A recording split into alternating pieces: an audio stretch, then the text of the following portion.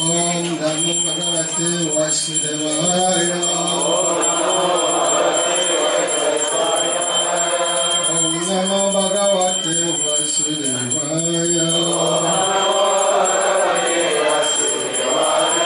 Om Namo Bhagavate Vasudevaya. Namagana Timirangashna Dhanagana Sakaya Chaksurmitayena Tasmi Surayana Shri Chaitanya Mahavistam Stapitayena Uttare Swayam Rupakadamaya Kadakishvaratika Vanyam Shri Guru Shri Taprayamalam Shri Guru Vaisnavacha Shri Rupasakadyanam Sarvanaravutam Sataram Sarvatam Sarvatam Vajana Sayyam Sri Radha Krishna Padam Sarvaravartam Krishna Padam Hare Krishna Karma Sindhu Nidabandhu Jagat Pate Gopi Sadhukira Namasute Tapta Kanchana Gaurangi Radhe Vrindavaneshwari Vrisabhanu Sute Devi Pranamami Hare Priye Vanchakapatavyascha Kripasindhubhyo eva cha Patitanam pavanebhyo vaishnavebhyo namo namaha. Jai Shri Krishna Chaitanya Prabhu Nityananda Shri Advaita Gadadhara Srivasadi Gaura Hare Krishna Krishna Krishna Hare Hare Hare Rama Rama Rama Hare Hare.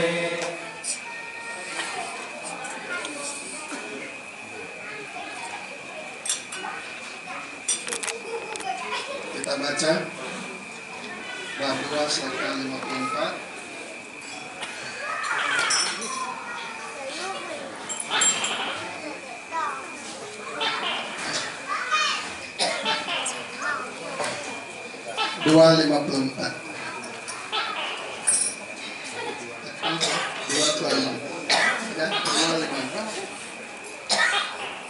Arjuna uvacha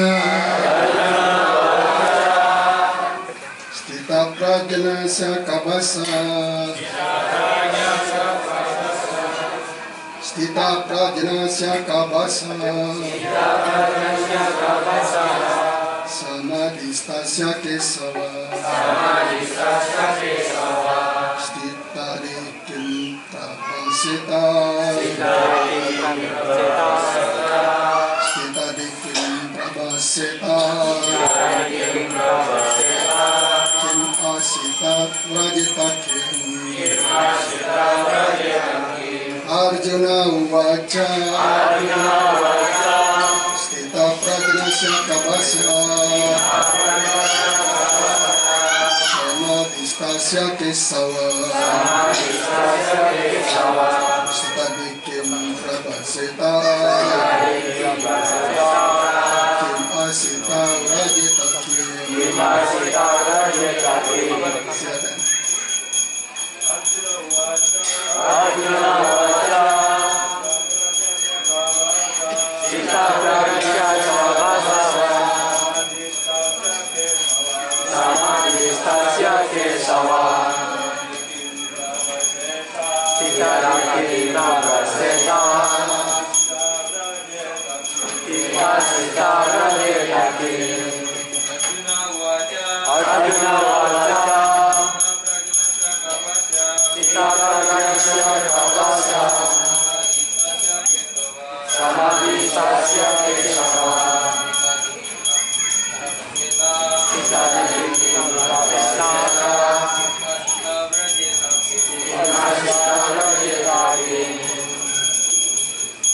Nataji.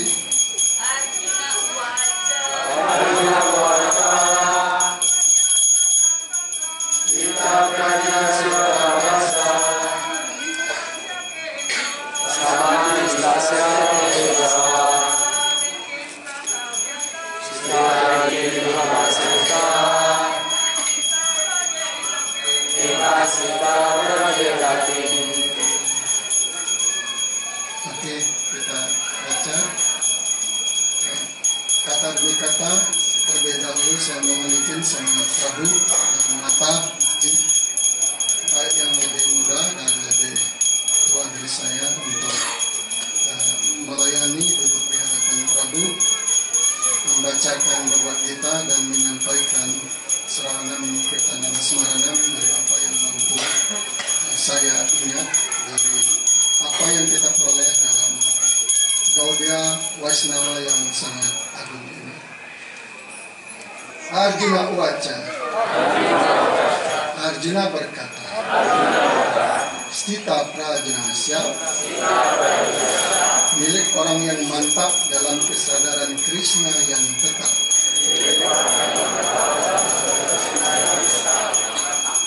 Ka, apa?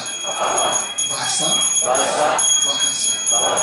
Samadhistasya, milik orang yang mantap dalam samadhi. Kesawa, oh Krishna. Stitadi, orang yang mantap dalam kesadaran Krishna. Kim, apa? Prabhaseta, berbicara. Kim, bagaimana? Asita, tetap tidak bergerak. Rajeta, berjalan. Kim, bagaimana? Arjuna berkata, oh Krishna, bagaimanakah ciri-ciri orang yang kesadarannya sudah kusuk dalam kerohanian seperti itu? Bagaimana cara bicaranya? Serta bagaimana bahasanya? Dan bagaimana ia duduk? Dan bagaimana dia berjalan? Arjuna berkata, oh Krishna, bagaimanakah ciri-ciri orang yang kesadarannya sudah kusuk dalam kerohanian seperti itu? Bagaimana cara berbicaranya? Serta bagaimana bahasanya? Dan bagaimana ia duduk? Dan bagaimana ia berjalan? Penjelasan oleh Yang Maha Berkarunia, Esi Bhaktivedanta Swami Maharaj Srila Prabhupada. Seperti halnya setiap orang mempunyai ciri-ciri sesuai dengan kedudukannya masing-masing. Begitu pula orang yang sadar akan Krishna memiliki sifat dan gaya khusus. Cara bicaranya, berjalan, berpikir, merasakan, dan sebagainya. Seperti halnya orang kaya mempunyai ciri-ciri yang memungkinkan kita mengenal orang itu kaya. Juga orang sakit akan menampakkan gejala-gejala yang memungkinkan kita mengetahui bahwa dia sakit. Atau bila orang bijaksana mempunyai ciri-ciri, begitu pula orang yang berada dalam kesadaran rohani terhadap Krishna mempunyai ciri-ciri khusus dalam berbagai tingkah lakunya. Seorang dapat mengetahui ciri-ciri khusus orang yang sadar akan Krishna dari Bhagavad Gita. Yang paling penting ialah bagaimana orang yang sadar akan Krishna berbicara. Sebab pembicaraan adalah sifat yang paling penting bagi setiap orang. Dikatakan bahwa orang bodoh Kebodohannya tidak akan ketahuan selama dia belum berbicara. Dan tentu saja orang bodoh berpakaian rapi belum dapat diketahui sebagai orang bodoh kecuali ia berbicara. Tetapi begitu dia mulai berbicara, dia segera memperlihatkan diri. Ciri orang yang sadar akan Krishna segera dapat dilihat ialah bahwa dia berbicara tentang Krishna dan hal-hal berhubungan dengan Krishna. Kemudian ciri-ciri lainnya menyusul dengan sendirinya, sebagaimana dinyatakan di bawah ini. Saya ajak Prabu ikut membuka Bhagavad Gita 14, Sloka 21, karena ada kaitannya, ada simetrinya dengan Sloka tadi. 14:21. Saya baca terjemahannya langsung. Di sini sama. Arjuna waca sama. Ya. Arjuna berkata, "Oh Tuhan yang hamba cintai, melalui tanda-tanda manakah kita dapat mengetahui orang yang melampaui 3 sifat alam tersebut? Bagaimana tingkah lakunya? Bagaimana cara melampaui sifat-sifat alam?" Jadi semua di sini berbicara tentang orang yang berkesadaran Krishna, dan di belakangnya orang yang telah matang dalam kesadaran Krishna. Jadi kalau yang di depan adalah selalu orang yang pikirannya tidak goyah. Saya ulangi yang di depan. Arjuna berkata, "Oh Krishna, bagaimanakah ciri-ciri orang yang berkesadarannya? Orang yang kesadarannya sudah kusuk dalam kerohanian seperti itu. Bagaimana bicaranya serta bagaimana bahasanya, dan bagaimana ia duduk dan bagaimana ia bicara." Ya. Jadi sloka ini sangat mendasar terkait dengan jika kita belajar dalam kesadaran Krishna.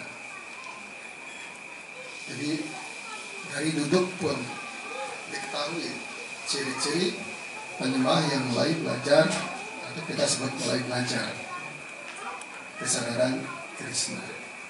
Kemudian bagaimana? Siapa tahu bagaimana ciri-ciri penyembah itu duduk yang berkesadaran Krishna?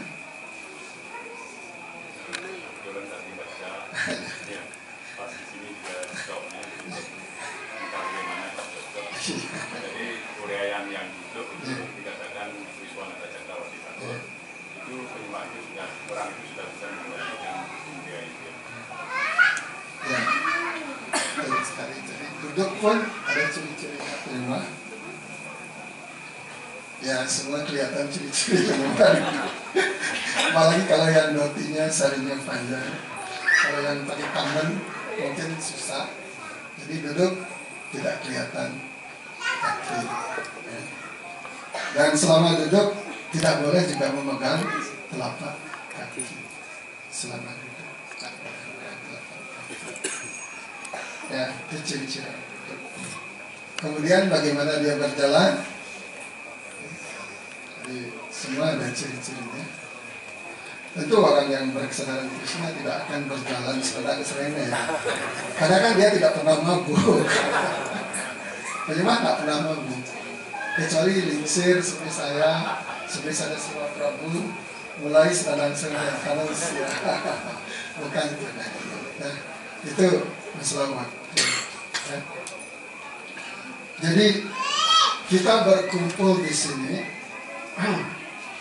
Saya senang sekali, merasa sukacita luar biasa. Saya sering menyampaikan sesuatu yang tidak pernah kita bayangkan. Kalau di sini saja Prabhupada sering mengatakan tempatnya hampir penuh. Kita perlu berpikir, mungkin ashram kita berdiri 7-8 tahun sudah mulai sesak, belum di radiasi suara, belum di bawah, belum. Jadi penyembah yang sudah mungkin hampir 40 tahun berkesadaran Krishna, setidaknya ikutan seperti saya, mungkin tidak pernah membayangkan situasi seperti saat ini. Apalagi dulu masa kelam, jadi oleh karena itu sekedar melihat penyembah, jadi saya sekedar berkesadaran Krishna, ikut-ikutan, saya sukacita luar biasa menyaksikan Prabu dan Mataji begitu berbahagianya dalam puja Damodar, dalam merayakan Kartik Mahotsawa.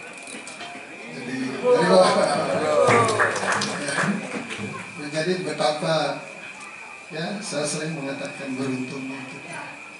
Apalagi Gunung Agung tidak meletus.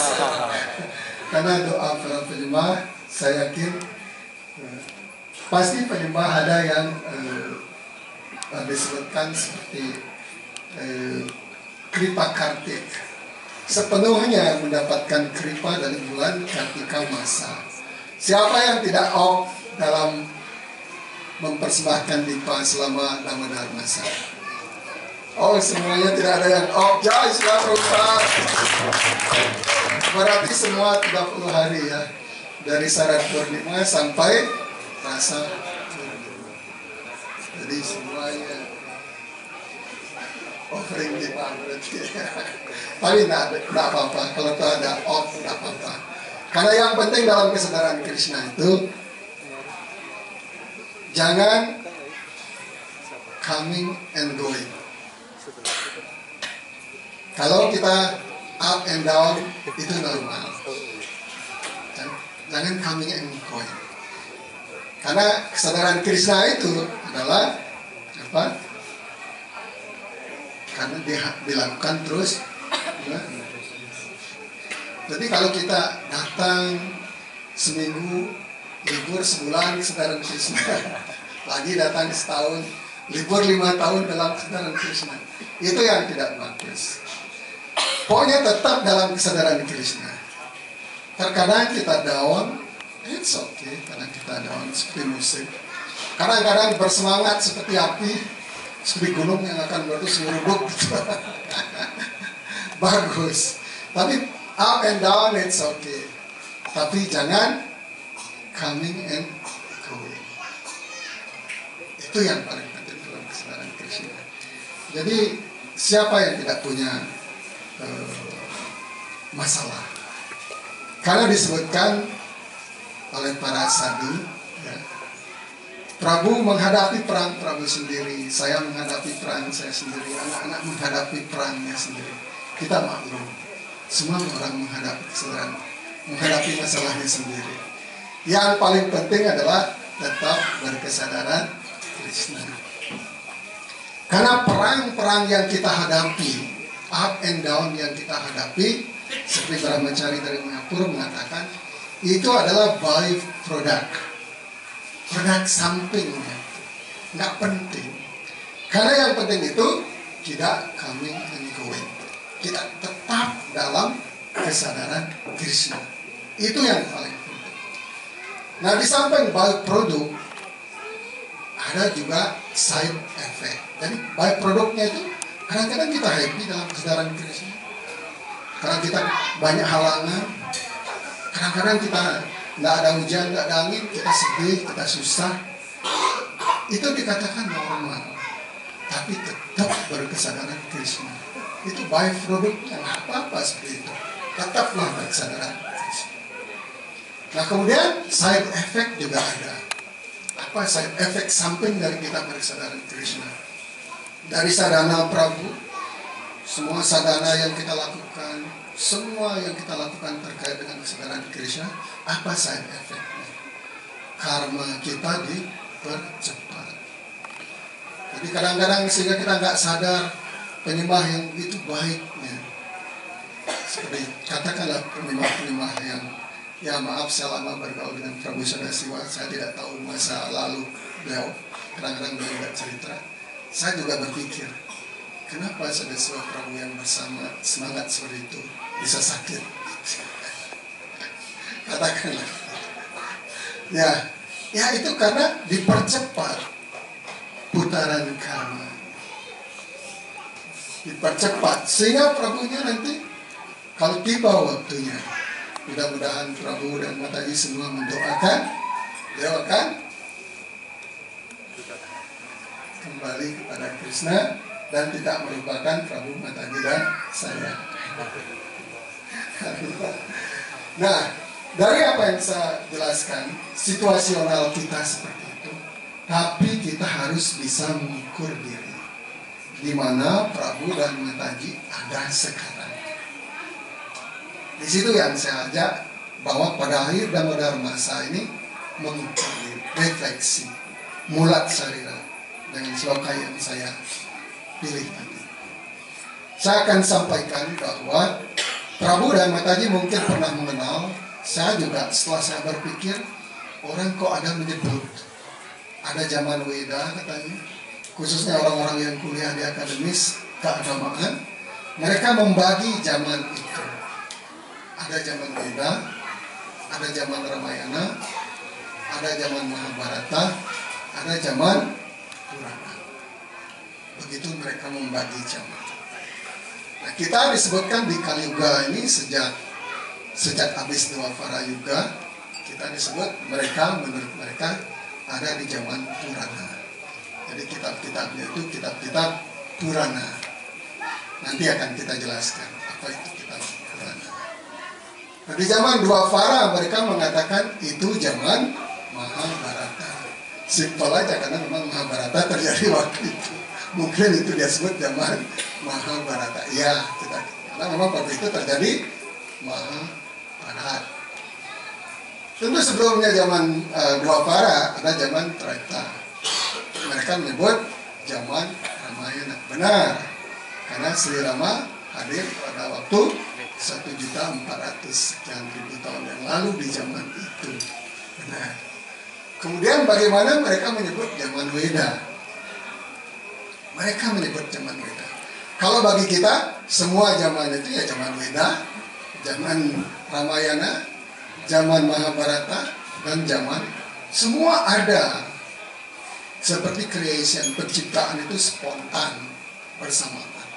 Jadi dalam kita mempelajari spiritualitas yang saya ajak Prabu dan Mataji refleksi diri, semua itu ada dan membantu kita.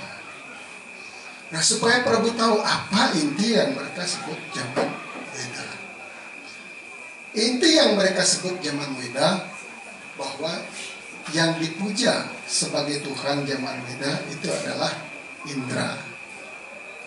Jadi kalau Prabu membaca Weda, yang paling banyak diagungkan di dalam Weda itu memang Indra. Jadi apa kemudian zaman Weda itu Tuhannya berubah? Berarti kemudian dari Indra zaman Weda, ketika zaman Ramayana Tuhannya Sri Rama, ketika zaman Dwapara Tuhannya Krishna, ketika zaman Kali Tuhannya Krishna lagi atau Narayana, apa berubah Tuhannya? Nah, kita akan ulas. Sebetulnya bukan Tuhan Indra itu.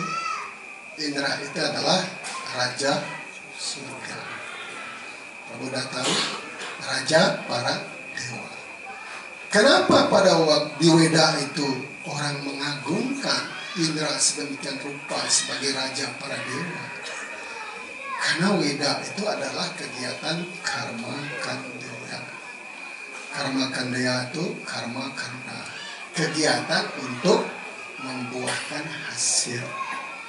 Jadi karma. Jadi untuk karma kanda memang Indra banyak bisa menghadiahi atau memberikan, memenuhi keinginan kita kalau kita ingin surga. Kehidupan di surga, kehidupan di sini yang sejahtera, Indra memang ininya. Nah, Waisnawa tidak terobsesi seperti itu. Bukan itu yang dicari oleh para Waisnawa. Tata prema bhaktim swakame prayacha namo ksitra honesti damodareha. Apa yang perlu dicari? Tata prema bhakti. kita cari prima batin. Nah moksa, tidak juga moksa. Apalagi surga, morna lagi, lebih tidak lagi. Apalagi karma kanda, ya, itu memang tidak dicari oleh penyembah. Jadi oleh karena itu orang berpikir, oh bagaimana adik dari dua dasa ditya 12. Jadi dua dasa ditya Narayana Jayati, Asta Wasu Jayati, Eka Dasa Rudra Jayati, semua. Dari dua dasa ditya ternyata Upa Indra, tahu Upa Indra? Upendra itu adiknya dari Indra. Upa Indra, Upa itu artinya di bawah. Siapa Upendra? Tahu? Wamana Dewa. Jadi beliau menjadi adiknya Indra. Dianggap di bawah dari Indra. Upa Indra, Upendra. Kalau Indra namanya Wasawa, Krishna namanya Kesawa. Jadi dianggap ini. Padahal kita tahu yang menyelamatkan Indra siapa? Dari Bali Maharaj. Wamana Dewa. Dari 3 langkah dia. Jadi ketika Indra itu tidak bisa lagi melawan Bali Maharaj, semua sudah dikuasai oleh Bali Maharaj, 3 susunan planet. Jadi yang menyelamatkan Indra itu adiknya, yaitu Upendra. Jadi Upa Indra. Itulah, jadi di situ menunjukkan bahwa Tuhan semesta alam itu adalah Wamana Dewa. Jadi bukan Indra. Nah, para Waisnava, para penyembah atau dalam ajaran Weda dikenal dengan karma kanda, yaitu memuja Indra sebagai dewa, rajanya para dewa. Kemudian ada golongan yang namanya Gyana Kanda. Di Gyana Kanda ini yang lain membaca Upanishad, yang mempelajari Upanishad secara mendalam. Di situ mereka menemukan meditasi. Jadi meditasi, ya apa itu meditasi, bagaimana itu meditasi? Saya pikir beberapa penyembah pernah mengalami, yang pernah mempelajari yoga. Tapi kita juga bukan pada Gyana Kanda itu. Waisnava itu adalah tergolong Upasana Kanda. Jadi Waisnava itu tergolong Upasana Kanda. Nah, setelah zaman-zaman itu keberadaan kita di mana, kita kembali juga, Prabu dan Mataji yang ada di Bali, ya saya sudah sering menyampaikan situasi dengan di Bali. Kemudian lagi di mana kita? Ada Waisnava, ada Gaudiya Waisnava, ada penganut Sanatana Dharma atau Hindu, ada Siwa Siddhanta, ada Sabta Bhairava, ada banyak. Nah, di mana kita? Supaya jangan berbenturan. Saya baca, sering ikuti Hari Krishna itu nak muluk itu ngototnya pol gitu. Katanya orang-orang penyembah itu kalau berargumentasi ngotot tingkat dewa katanya. Ngotot katanya. Nah, ya boleh seperti itu, tapi ada landasan bahwa kita tahu di mana kita dan bagaimana kita. Terlebih dengan kemudian istilah yang diangkat oleh ES itu ketuhanan yang maha besar. Disinilah kita bersyukur sebagai penyembah, karena hanya penyembah dan beberapa orang bisa menjawab kira-kira apa makna asa itu. Pernah Prabu baca apa makna asa itu apa? Hah? Ya, ada lagi siapa tahu? Siapa bisa? Tidak apa-apa, sampaikan aja spontanitas. Apa esa itu kira-kira artinya apa? Esa. Esa hilang, dua terbilang gitu misalnya. Hah? Satu. Nggak ada esa itu berarti lain. Saya kira semua sepakat enggak kita? Bukan masalah sepakat enggak sepakat saya kira. Arti kata esa itu pasti satu. Kalau nanda ya satu kalau ya. Kalau nanda bilang satu saya. Esa itu satu. Kalau sudah satu itu artinya apa? Tunggal. Satu itu tunggal. Kan berarti satu itu tidak nol kan? Satu itu kan berarti tidak nol. Nah disinilah kita betapa besar hati saya, khususnya merasa betapa saya bersyukurnya berada dalam Krishna, yang bisa memberikan setidaknya untuk diri saya pemahaman bahwa apa itu ketuhanan yang esa, apa itu filsafat Buddha, apa itu filsafat Sankara Acharya. Telanjang, terbuka dia dengan ini.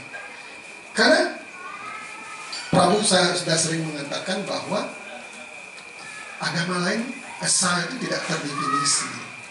Kemudian mereka lari ke Prabu baca di Kompas ketika rame, ada saudara kita dari umat Muslim menulis ketuhanan yang esa itu merujuk pada filsafat Buddha, bahwa kata esa di situ merujuk pada filsafat Buddha. Apa filsafat Buddha tentang ketuhanan yang esa? Filsafat Buddha adalah the absolute is nothing. Jadi kebenaran mutlak itu hampa, kosong. The absolute is nothing. Itu nirwana itu nothing. The absolute is nothing. Bahwa kebenaran mutlak itu nothing, kosong. Sementara kita tadi mengatakan satu. Kemudian filsafat Sri Sankaracharya apa? Jadi jangan keliru Sri Sankaracharya. Filsafat Sri Sankaracharya mengatakan the absolute truth is something but nothing. Kebenaran mutlak itu adalah sesuatu tetapi kosong. Jadi di sini terjadi sesuatu bahwa sesuatu itu kosong, mirip dia. Kemudian kembali esa itu satu. Lebih komplit dikit filsafat Sri Sankaracharya, sesuatu tetapi kosong. Kembali sesuatu itu tidak terdefinisikan, tetapi ujung-ujungnya kosong. Nah, Sri Sankaracharya menyampaikan seperti itu, padahal keluarga Sri Sankaracharya seperti Prabu dan Mataji. Keluarga Sri Sankaracharya itu pemuja arca wigraha. Jadi keluarga pemuja arca. Kita dari Waisnawa tahu kenapa Sri Sankaracharya seperti itu, karena untuk mengembalikan ajaran Veda dengan memakai filsafat Buddha. Nah, disinilah kita kemudian paham betul bahwa leluhur kita itu diinikan, diinspirasi oleh kebenaran mutlak, saya yakin orang Indonesia itu, sehingga menulis ketuhanan yang Maha Esa.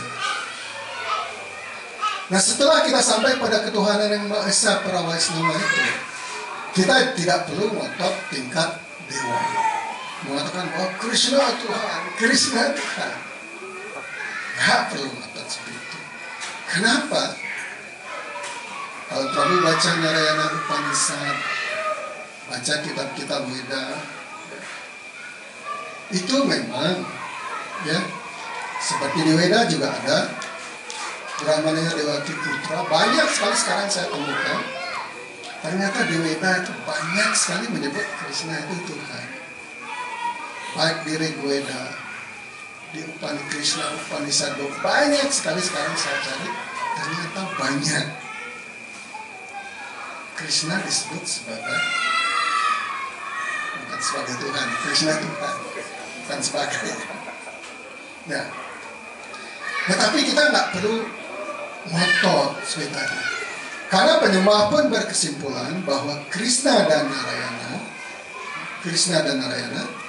itu sederhana. Prabhupada pun berkesimpulan seperti itu. Krishna itu seperti bapak yang ada di rumah, Narayana itu seperti bapak yang ada di kantor. Dia bapak, dua-duanya. Jadi Narayana itu makanya beliau dipuja dengan opulent, dengan rasa sujud, bakti, formal seperti itu. Iya kan?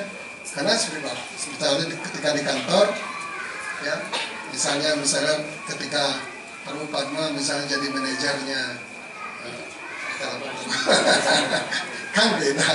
Terkadang perlu pakai baju batik, dan mungkin kalau ketika saat formal beda. Tapi ketika di rumah, misalnya anak-anak, istri itu akan beda, lebih manja, lebih rileks, lebih dekat, lebih akrab. Ya begitulah. Jadi Prabu dan Mataji siapa? Keluarga Krishna. Jadi Prabu dan Mataji itu adalah keluarga Krishna. Berhadapan dengan Krishna yang rileks. Kita tidak berhadapan dengan, oh Krishna, Tuhan lewat. Minggir semua, Tuhan lagi lewat. Enggak seperti itu. Nah, bila perlu kita lihat Krishna lewat, mungkin ada arca bagi orang yang sudah punya rasa. Misalnya Brahmacharini di tempel, pujari di tempel. Kan pujari kita mungkin sekarang masih ini, mungkin seperti mekanis. Tahu mekanis? Melakukan sesuatu, selalu sekali mudra. Selalu sekali ini. Itu masih mekanis. Ketika nanti lama itu, dia dari sini.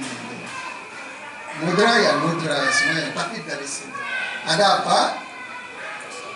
Tata prema bhaktim swakami prayace. Ada prema bhakti. Ada, tidak mekanis. Tidak mekanis. Nah itu yang kita, jadi kita dalam masa Damodar itulah yang kita dengarkan. Itulah yang kita cari. Jangankan kita merindukan Krishna, merindukan Damodar.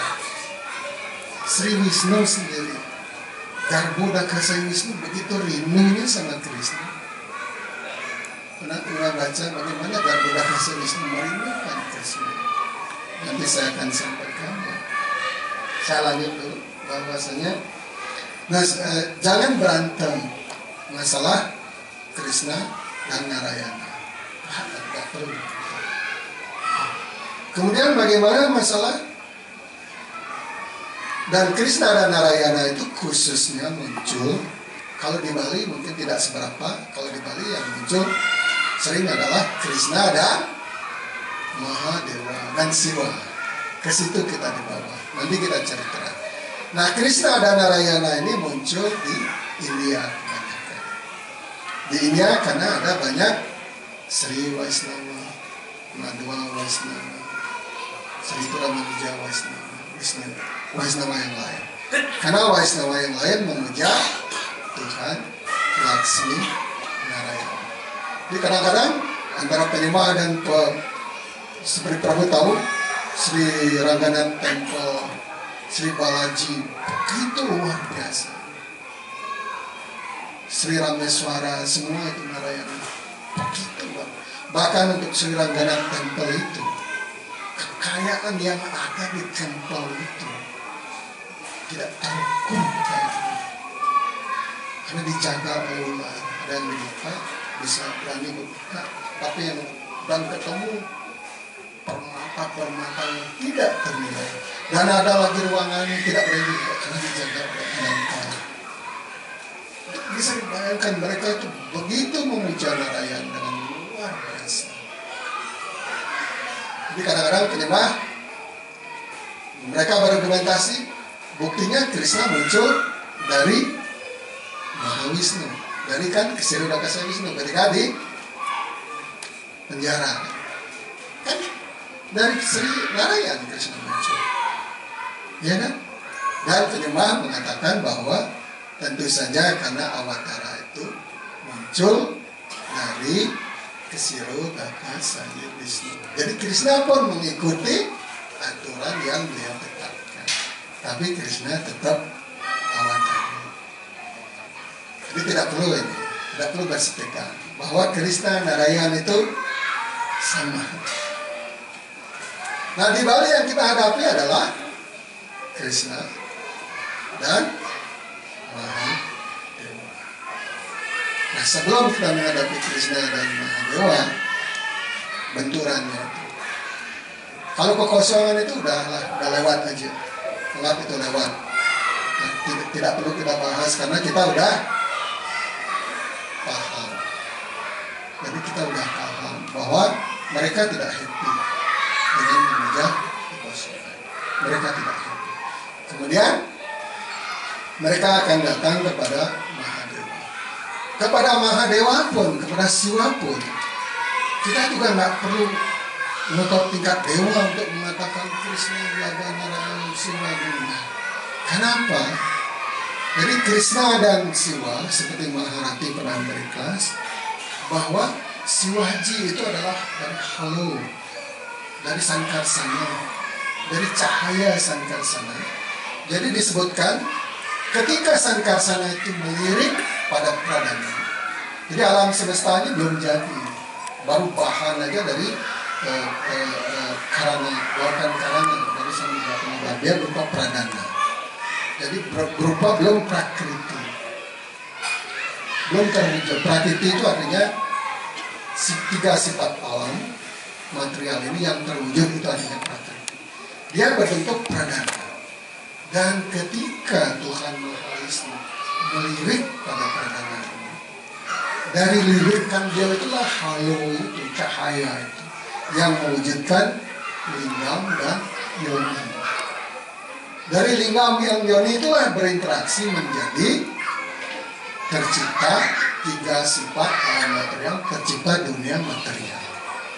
Jadi kalau di sini Siwaji memang pencipta alam semesta material ini.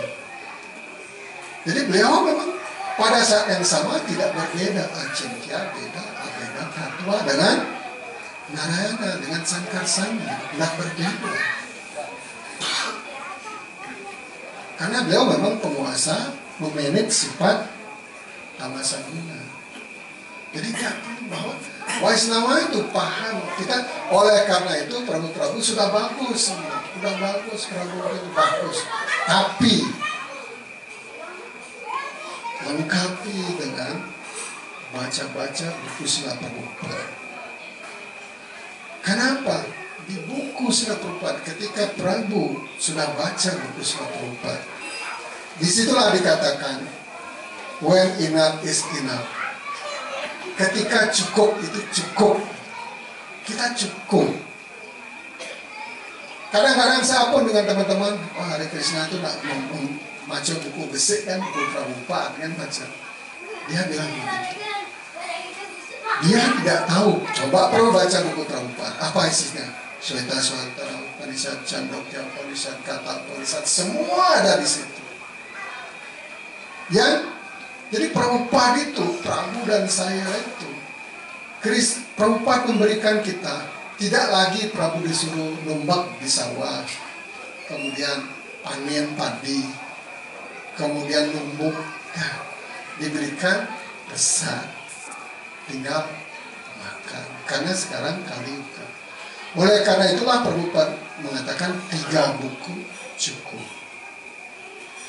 Kenapa Prabhupada? Dalam Purana sendiri disebutkan, Padma Purana kalau nggak salah, kalau Prabu setiap hari baca 1 sloka Bhagavatam, disebutkan kita sama dengan membaca keseluruhan Bhagavatam.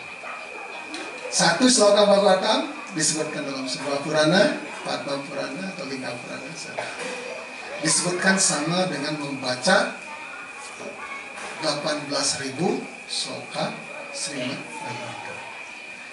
Dan disebutkan lagi, baca Bhagavatam. Disebutkan Prabu sudah membaca 36 Purana. Karena ada 18 Purana mayor dan ada 18 Purana minor. Jadi dengan membaca Bhagavatam disebutkan kita sudah membaca seluruh Purana. Itu keagungan Bhagavatam. Dan itu yang kita terima. Nah, namun demikian kemarin saya nonton Banu Swami Maharaj. Saya kebetulan sekilas saja, apalagi pikiran sudah lemah, ya.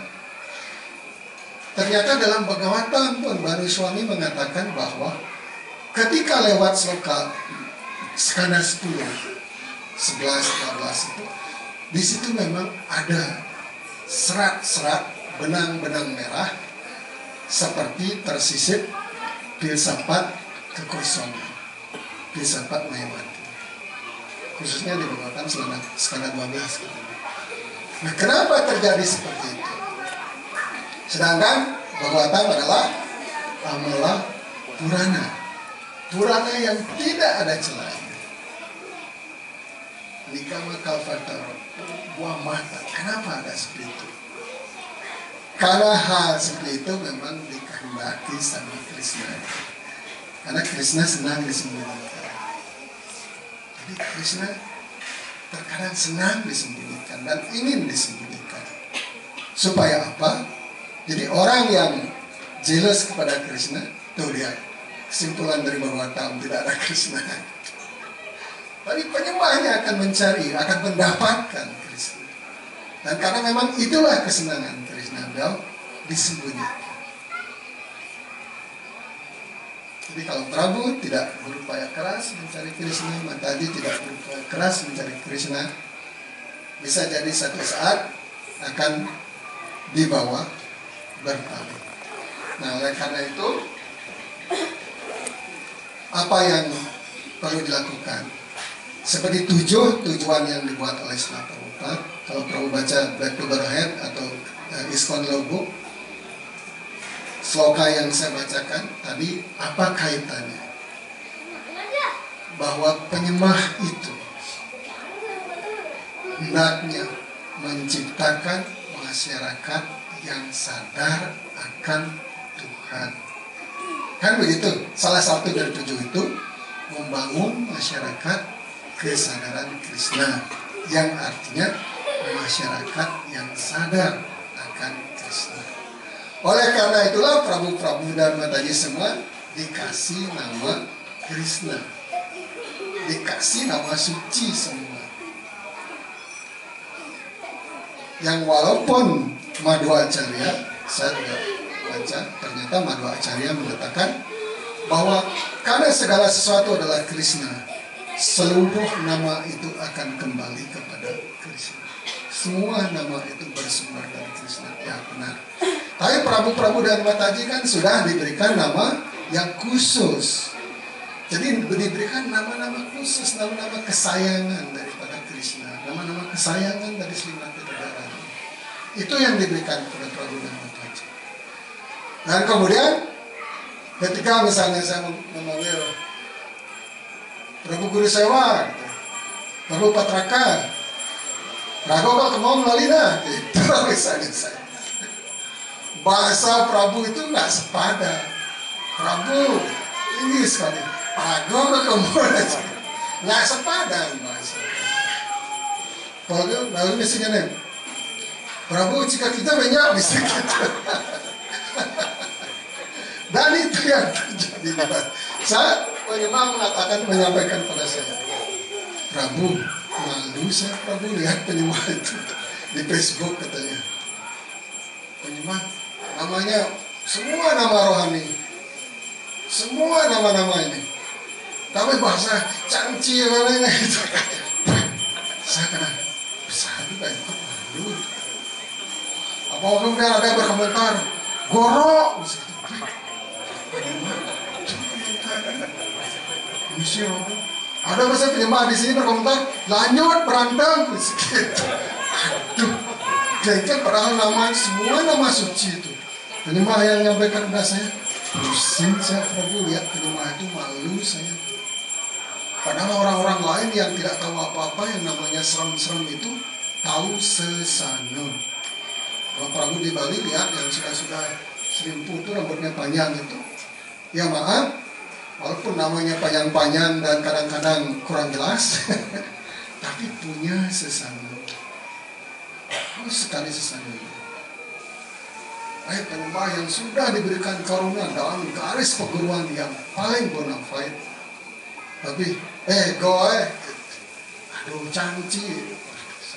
Dulu maaf, ampura saya sampaikan. Di zaman saya itu tidak ada yang berkata, paling kasar penyembah itu mengatakan ya, ketia. Tidak ada saya penyembah itu bilang goe, ragu, itu. Tidak ada, zaman saya. Ampura saya sampaikan.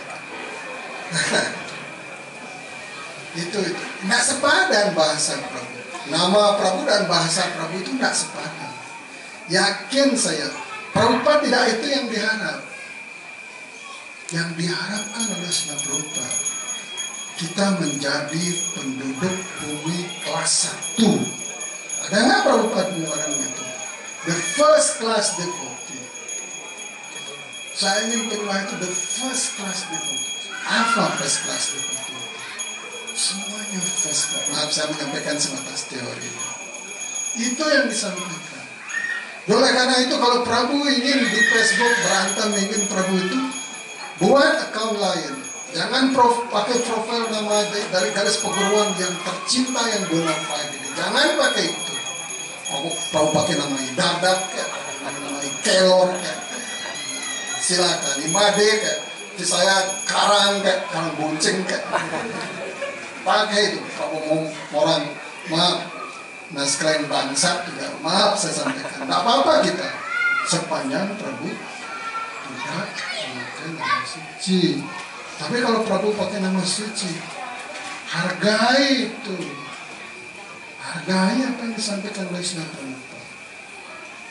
Termasuk kalau Chandra Swami mengatakan, kalau Prabu dan saya sama dengan orang Karmi, apa gunanya kamu jadi penyembah? Di Padanggala sering Prabu Guru Maharaj mengatakan itu. If you are like the Karmi people, for what you become devotee? Kalau kalian seperti orang Karmi itu untuk apa? Kalian jadi penyembah? Guru Maharaj mengatakan begitu. Jadi oleh karena itu, saya mohon maaf bahasa saya ini karena untuk representatif saja supaya kita sadar bahwa betapa Prabu tidak ngalami ya. Saya ampura saya ngalami. Saya sekolah di sekolah Kristen Prabu. Saya lama di lingkungan Muslim. Saya yoga dulu. Kalau Prabu cerita maaf pada Acarya Resi Agung Nabi bla itu cerita dia tentang wah saya pernah ke neraka, saya pernah masuk ke neraka, saya pernah ke Siwaloka. Macam-macam ceritanya. Karena saya pernah yoga, saya pernah meditasi, saya pernah mengalami yoga itu bagaimana menyatu dengan semesta ini. Saya pernah keluar dari sini, saya pernah masuk hening dalam meditasi, saya tahu apa yang didengar dari ini. Jadi saya bisa sampaikan, oh tidak ada seperti itu. Dia marah, oh kamu namanya Agastya bla bla bla bla saja. Oh ya nama saya Agastya Das. Kalau ini kita ketemu saja, saya tahu bawa anu bawa maha bawa gitu dia bilang. Wah genap ya nama. Tahu nggak kira? Kita ngalami, maaf bisa kita sebutkan. Ya karena saya pernah menerima karunia yang luar biasa. Bagaimana aroma di depan altar. Tak alami sendiri bagaimana dia berkarunia. Kemudian mereka cerita begitu, karena dia mengatakan begitu, saya bilang, oh ya kalau memang Anda ingin ini nomor WA saya, ini nomor HP saya, silakan tentukan tempatnya, kita ketemu dan sharing. Saya sering begitu. Kemudian Resi Agung Acarya itu mengatakan, ketawa dia, tidak pernah dibalas WA saya, tidak pernah dibalas. Jadi Prabu-Prabu, Ampuro ada Selimpu di sini, ada saudara-saudara guru kita.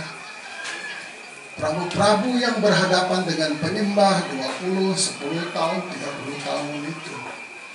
Kita itu ada dalam garis perguruan yang sangat mulia, yang sangat bonafide, di mana segala sesuatu ada. Jika Prabu tekun, masalah waktu, karena rasa itu akan ada, akan tumbuh, akan diberi pengalaman oleh Krishna. Semua akan diberi pengalaman oleh Krishna. Tinggal Prabu bersabar aja. Prabu udah dibiksa, tapi jaga biksanya, jaga disiplinnya. Sesananya dijaga. Jangan Prabu baru lihat orang pakai tongkat panjang ngecegreng-cegreng. Prabu enggak. Diksa Prabu bonafide sekali. Nah, Brahma Maha Gaudiya Sampradaya itu luar biasa bonafide-nya, keagungannya dan pengetahuan. Nah, di Bali itu banyak. Ada yang mengatakan, sampai penyembah bertanya pada saya, apa itu retreat? Mereka mengatakan, tiang boleh diksa widi jauh. Para tiang Ida Mahaprabhu Prahlad Maharaj. Gitu. Diksa widi. Ida Mahaprabhu Prahlad Maharaj. Saya pikir kelas dengan penjualan sebisa-bisa dengan dia tidak ngerti mati. Mungkin dia mengalami, maaf Selimpu, itu mungkin duduk halusinasi, merasa bla bla bla bla. Itu halusinasi itu. Sastra itu. Oleh karena itu, baca kitab suci akan tahu saya ada di mana, orang lain itu siapa dan bagaimana, akan tahu. Dan ini pengetahuan kita sudah komplit. Pengetahuan yang diberikan oleh Srila Prabhupada dalam buku-buku beliau dan guru-guru sudah nggak bisa dicari di tempat lain. Karena itu apa?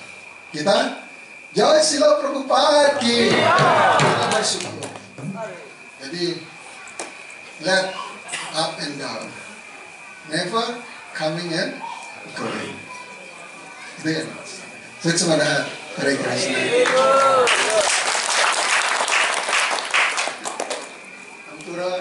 Demikian. Ya. Kalau ada yang berkomentar, ada yang menambahkan, akan senang hati.